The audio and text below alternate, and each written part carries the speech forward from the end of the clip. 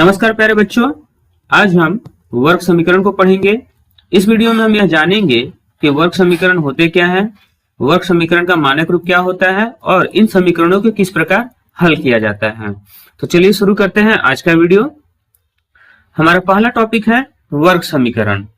तो वर्ग समीकरण के लिए हम यह कह सकते हैं कि वे समीकरण जिनमें चर की अधिकतम घात 2 हो उन्हें वर्ग समीकरण या द्विघात समीकरण कहते हैं। ठीक है, अब देखिए यहाँ कहा गया है कि चर की अधिकतम घात 2। तो हम यह जानते हैं किसी भी समीकरण में यदि हम x, y, z, a, b, c जैसे राशियों का प्रयोग करते हैं तो इन्हें हम चर राशि कहते हैं। ठीक है, अब इन चर राशियों की जो घात है वह अधिकतम 2 होनी चाहिए। जैसे अगर x के पावर 2 है तो इसे हम x का घात 2 कहेंगे। इसी प्रकार y की घात यदि 2 है तो इसे हम y की घात 2 कहेंगे। ठीक है, तो यदि किसी समीकरण में चर की अधिकतम घात 2 होगा तो उसे ही हम वर्ग समीकरण या द्विघात समीकरण कहेंगे। द्विघात मतलब घात के रूप में 2 होना चाहिए। अब अगर हम इसके लिए कुछ उदाहरण ले लें तो हमें और आसान होगा इसे समझने में। तो हम एग्जाम्पल के तौर पर पहला उदाहरण ले लेते हैं, एक्स स्क्वायर बराबर 9। तो देखिए यहाँ जो चर है वह x है और इसकी घात क्या है, 2 है, अधिकतम घात 2 है। ठीक है, इसलिए यह एक वर्ग समीकरण का उदाहरण होगा। इसी प्रकार दूसरा उदाहरण अगर हम लें तो वह 9x स्क्वायर बराबर 16। तो देखिए यहाँ भी एक चर है जो कि x के रूप में है और इसकी घात 2 है, तो यह भी एक वर्ग समीकरण का उदाहरण है। इसी प्रकार अगर हम अगला उदाहरण ले लें तो वह x square plus 5x plus 6 बराबर 0। ठीक है, तो देखिए यहाँ दो पदों में चर राशियां हैं। पहला पद है एक्स स्क्वायर और दूसरा पद है 5x। इन दोनों में चर जो है वह x के रूप में है, परंतु पहले पद में x की घात 2 है और दूसरे पद में x की घात 1 है। इसलिए यहाँ चर का अधिकतम घात जो है वह 2 है, इसलिए यह भी एक द्विघात समीकरण का उदाहरण होगा। इसी प्रकार अगर हम अगला उदाहरण ले लें तो वह 3x square plus 10x plus 8 equal to 0 के रूप में। तो देखिए यहाँ भी चर राशि के दो पद हैं, पहला 3x स्क्वायर और दूसरा 10x। अब यहाँ जो x है इसकी घात जो है वह 2 है और यहाँ जो x है इसका घात कुछ नहीं मतलब 1 है। तो देखिए यहाँ भी अधिकतम घात 2 है, इसलिए यह भी एक द्विघात समीकरण का उदाहरण होगा। ठीक है, तो हम यहाँ समझ गए कि वर्ग समीकरण क्या है। वे समीकरण जिनमें चर की अधिकतम घात 2 हो उन्हें हम वर्ग समीकरण या द्विघात समीकरण कहते हैं। अब देखिए यहाँ जो हमने उदाहरण लिया है इसमें दो प्रकार के उदाहरण हैं। जैसे पहले जो ये दो उदाहरण हैं यह एक्स स्क्वायर बराबर k के रूप में है। ठीक है, और यह जो दो उदाहरण है यह a x square plus b x plus c बराबर 0 के रूप में है। ठीक है, तो यह जो दो प्रकार हैं यह वर्ग समीकरण के मानक रूप है। ठीक है, अब इसके आधार पर हम यह कह सकते हैं कि वर्ग समीकरण के दो मानक रूप होते हैं। ठीक है, और इसी से हमारा अगला टॉपिक है वर्ग समीकरण का मानक रूप। तो हमारा दूसरा टॉपिक है वर्ग समीकरण का मानक रूप। वर्ग समीकरण के निम्नलिखित दो मानक रूप हैं। पहला एक्स स्क्वायर बराबर k, जहां पर k एक धनात्मक संख्या है। तो देखिए हमने इसके लिए एक उदाहरण जो लिया था वह था एक्स स्क्वायर बराबर 9 और दूसरा जो उदाहरण लिया था वह था 9x स्क्वायर बराबर 16। ठीक है, तो देखिए यह एक्स स्क्वायर बराबर k के रूप में है और k हमारा यहाँ जो है वह 9 है और 9 क्या होना चाहिए, एक धनात्मक संख्या होनी चाहिए। तो देखिए k यहाँ 9 है, 9 एक धनात्मक संख्या है, इसलिए यह एक वर्ग समीकरण है। इसी प्रकार दूसरा उदाहरण 9x स्क्वायर बराबर 16 है, तो हम इसे लिख सकते हैं एक्स स्क्वायर बराबर 16 बटा 9। क्यों, क्योंकि 9 यहाँ गुना के रूप में है, यदि हम बराबर के इधर लेकर आएंगे तो वह भाग के रूप में हो जाएगा और यह 16 बटा 9 होगा। अब देखिए यह एक्स स्क्वायर के रूप में हो गया और यह k के रूप में हो गया। ठीक है, और k जो यहाँ है वह एक धनात्मक संख्या है, तो यह भी एक वर्ग समीकरण का उदाहरण है। अब हम इसके दूसरे मानक रूप को भी समझेंगे। दूसरा मानक रूप जो है वह a x square plus b x plus c बराबर 0 है। ठीक है, अब इसके लिए जो हमने उदाहरण लिया था वह था x square plus 5x plus 6 equal to 0। तो देखिए यहाँ यह कहा गया है कि जहां पर चर x एक चर संख्या है, यहाँ पर जो x है वह क्या है, एक चर संख्या है। अब यहाँ पर x भी हो सकता है, y भी हो सकता है, a भी हो सकता है, b भी हो सकता है। जो कुछ भी होगा वह एक चर राशि के रूप में होगा, ठीक है। और ए बी सी अचर संख्याएं हैं। ए बी सी क्या है, अचर संख्या है। जैसे अब देखिए यहाँ ए एक्स स्क्वायर के रूप में अगर यह पद है तो एक्स स्क्वायर तो एक्स स्क्वायर हो गया, परंतु ए क्या होगा, तो यहाँ ए के स्थान पर कुछ नहीं है तो यहाँ ए बराबर 1 होगा, ठीक है। इसी प्रकार यह बी एक्स पद है तो यह एक्स का एक्स हो जाएगा और बी के स्थान पर क्या है, 5 है तो बी बराबर 5 होगा। इसी प्रकार यह सी पद है तो सी बराबर 6 होगा। तो देखिए यह कहा गया है कि ए बी सी अचर संख्याएं हैं। तो देखिए अचर संख्या मतलब गिनती की संख्या है, तो ए बराबर 1, बी बराबर 5 और सी बराबर 6 है, तो यह अचर संख्याओं के रूप में है, ठीक है। इसलिए यह भी एक वर्ग समीकरण का उदाहरण होगा।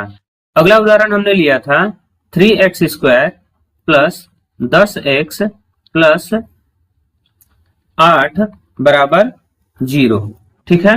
तो देखिए यहाँ x एक चर राशि होगा और a बराबर 3, b बराबर 10 और c बराबर 8 है, तो यह अचर राशियां हैं, ठीक है। इसलिए यह भी एक वर्ग समीकरण का उदाहरण होगा। तो देखिए हम यहाँ समझ गए कि वर्ग समीकरण के मानक रूप कितने प्रकार के होते हैं। तो वर्ग समीकरण के मानक रूप 2 प्रकार के होते हैं। पहला एक्स स्क्वायर बराबर के, जहाँ के एक धनात्मक संख्या है, और दूसरा a x square plus b x plus c equal to 0, जहां पर x एक चर संख्या है तथा ए बी सी अचर संख्याएं हैं, ठीक है। अब अगला टॉपिक है हमारा कि इन समीकरणों को हम हल किस प्रकार करते हैं, ठीक है। तो इस टॉपिक में हम सबसे पहले समीकरण एक्स स्क्वायर बराबर के रूप वाले समीकरणों को हल करने सीखेंगे, ठीक है। एक्स स्क्वायर बराबर के लिए हमने जो पहला उदाहरण लिया था वह उदाहरण था एक्स स्क्वायर बराबर 9, ठीक है। अब इसे हम किस प्रकार हल करेंगे, तो इस प्रकार के प्रश्नों को हम 2 तरीके से हल कर सकते हैं, ठीक है। पहला तरीका जो होगा हमारा, जैसे प्रश्न है एक्स स्क्वायर बराबर 9, तो हम इसे लिख सकते हैं या एक्स स्क्वायर माइनस 9 बराबर 0। अब यह बराबर के इधर जो 9 है उसे बराबर के पहले लेकर चले आएंगे और उसे माइनस के रूप में लिखेंगे क्योंकि यह प्लस के रूप में है। अब देखिए यहां हम इसे लिख सकते हैं एक्स स्क्वायर माइनस, अब 9 को लिख सकते हैं 3 का घात 2, 3 स्क्वायर के रूप में, क्योंकि 9 जो है वह 3 का वर्ग है, ठीक है, बराबर 0। अब देखिए यहाँ यह एक्स स्क्वायर माइनस 3 स्क्वायर के रूप में है, तो यह ए स्क्वायर माइनस बी स्क्वायर के रूप में है। यह एक समीकरण है और इसका जो मान होता है वह होता है a minus b into a plus b. इसका मतलब यह हुआ कि हम इस पूरे पद को a minus b into a plus b के रूप में लिख सकते हैं। तो हम यहाँ लिखेंगे x minus 3 into x plus 3 बराबर 0, ठीक है। अब देखिए यहाँ यह गुणा के रूप में 2 पद हैं। तो देखिए यहाँ गुणा के रूप में 2 पद हैं और इनका गुणनफल जो है वह 0 है। इसका मतलब इनमें से किसी एक पद का मान 0 होगा या दोनों पदों का मान 0 हो सकता है, हमें यह नहीं पता है। तो हम इसे लिख सकते हैं या x माइनस 3 बराबर 0 या x प्लस 3 बराबर 0, ठीक है।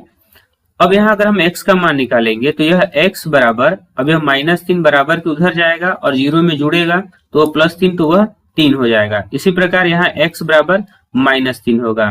तो देखिए यहाँ हमें x के 2 मान प्राप्त हो गए, पहला 3 और दूसरा माइनस 3, ठीक है। तो यह हो गया हमारा पहला तरीका। अब दूसरा तरीका जो होगा इसे हल करने का वह होगा एक्स स्क्वायर बराबर 9, यह क्वेश्चन है, तो हम इसे लिख सकते हैं x बराबर √9, ठीक। अब √9 क्यों लिखेंगे, क्योंकि वर्ग जो है वह बराबर के अपोजिट जाएगा तो वर्गमूल में बदल जाएगा। तो देखिए हम यह जानते हैं कि जैसे -3 का अगर हम वर्ग करें तो इसे लिख सकते हैं -3 गुना -3 और यह माइनस माइनस कट के 9 हो जाएगा +9, और 3 का भी अगर हम वर्ग करेंगे तो वह 3 गुना 3 बराबर 9 होगा। मतलब धनात्मक और ऋणात्मक दोनों संख्याओं का वर्ग हमें धनात्मक के रूप में ही प्राप्त हो रहा है। तो इसके लिए हम यहाँ प्लस माइनस लिखेंगे, क्योंकि हम यह नहीं पता कि यहाँ 3 है या -3 है। अब हम इसे लिख सकते हैं x बराबर प्लस माइनस, अब रूट हटाएंगे तो जैसे √9 को हम 3 गुना 3 के रूप में लिख सकते हैं। ठीक है, अब वर्गमूल के अंदर 2 का समूह से हम इसे अलग करते हैं, तो 2 बार 3 है तो हम इसे 1 बार 3 के रूप में यहाँ लिख सकते हैं। तो चलिए हम यहाँ इसे लिख सकते हैं 3 गुना 3, या x बराबर प्लस माइनस 3। ठीक, अब देखिए x के यहाँ 2 मान आ गए, एक बार यह प्लस में है और एक बार यह माइनस में है, तो हम यहाँ लिख सकते हैं अतः x बराबर 3 तथा x बराबर -3। ठीक है, तो देखिए यहाँ भी हमने जब हल किया तो x के 2 मान 3 और -3 के रूप में प्राप्त हुए, तो हम दोनों विधि से हल करेंगे तो हमारा उत्तर सेम आएगा। ठीक है, और 2 उत्तर आएंगे। वर्ग समीकरण में किसी भी समीकरण के 2 उत्तर आते हैं। ठीक है, एक धनात्मक होता है और एक ऋणात्मक होता है।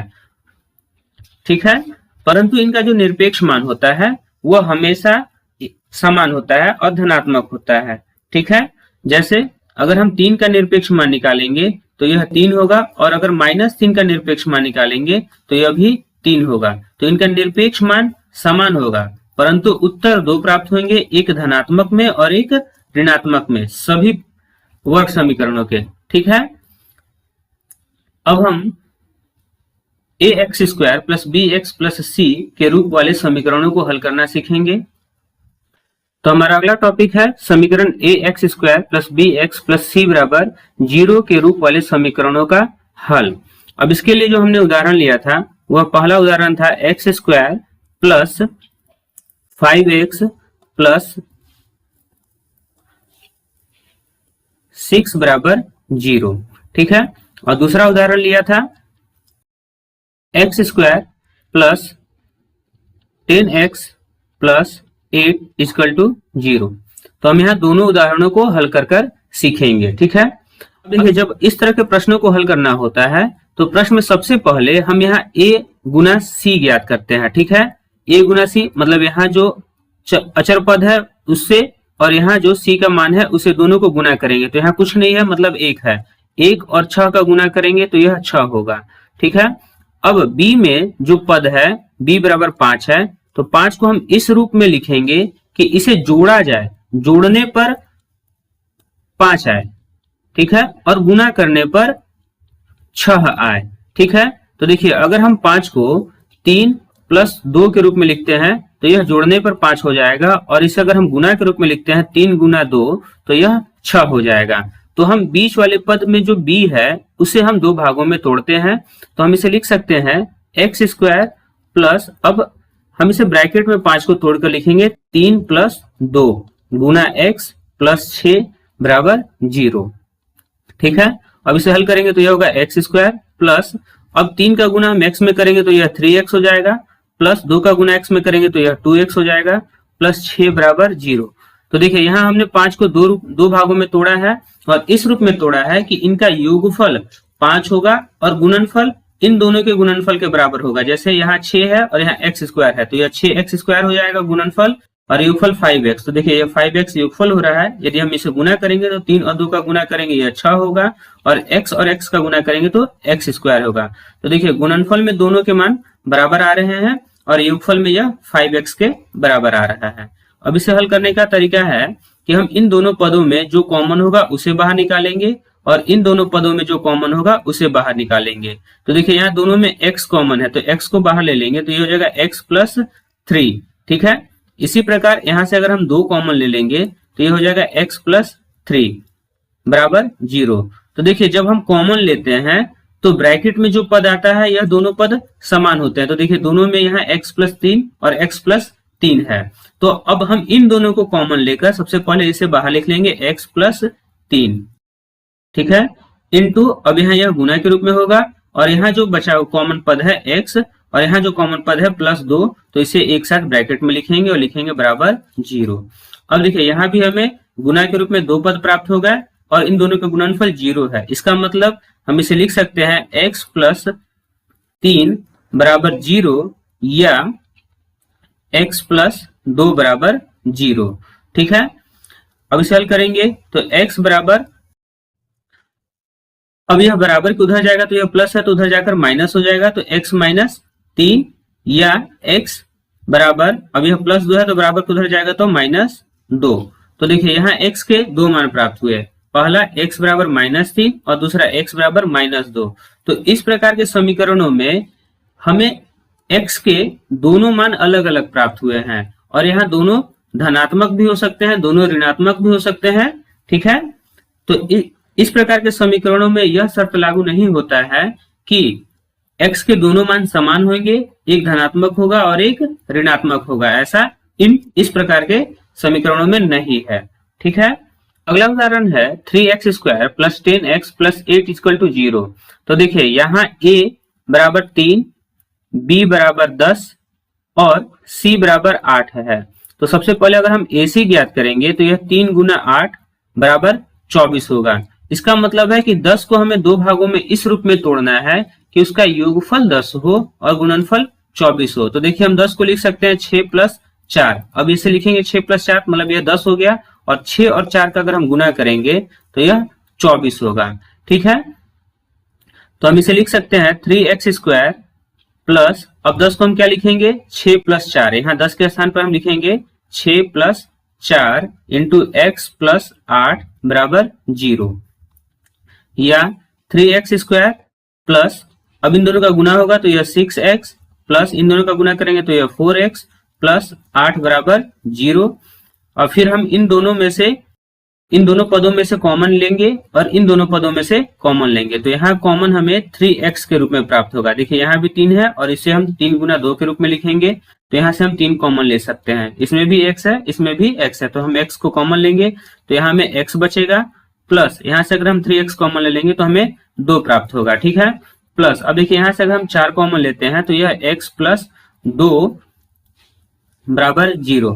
देखिए कॉमन लेने के बाद दोनों पद ब्रैकेट में जो है वह बराबर है, तो इसे हम सबसे पहले अलग कर लेंगे x प्लस 2 इंटू, अब ये हो जाएगा 3x प्लस 4 इक्वल टू 0। अब इसे लिख सकते हैं या x प्लस 2 बराबर 0 या 3x प्लस 4 बराबर 0। अब इसे हल करेंगे तो x बराबर -2 प्राप्त होगा और इसे हल करेंगे तो x बराबर, अब देखिए प्लस 4 बराबर के उधर जाएगा तो -4 हो जाएगा और यहाँ 3 गुना में है, बराबर के इधर आएगा तो भाग में हो जाएगा, तो यह -4/3 के रूप में प्राप्त होगा। तो यहाँ भी हमें x के 2 उत्तर प्राप्त हो रहे हैं। तो वर्ग समीकरण में जो चर पद होता है उसके 2 उत्तर प्राप्त होते हैं। ठीक है, तो मैं आशा करता हूं कि आप लोगों को यह समझ में आ गया होगा कि वर्ग समीकरण क्या है, वर्ग समीकरण के मानक रूप कौन कौन से होते हैं और इन्हें किस प्रकार से हल किया जाता है। तो इस वीडियो में अब बस इतना ही। अगले वीडियो में हम अभ्यास प्रश्नों के साथ मिलेंगे। यदि आपको हमारा वीडियो अच्छा लग रहा हो तो प्लीज कमेंट कर बताएं। तब तक के लिए धन्यवाद।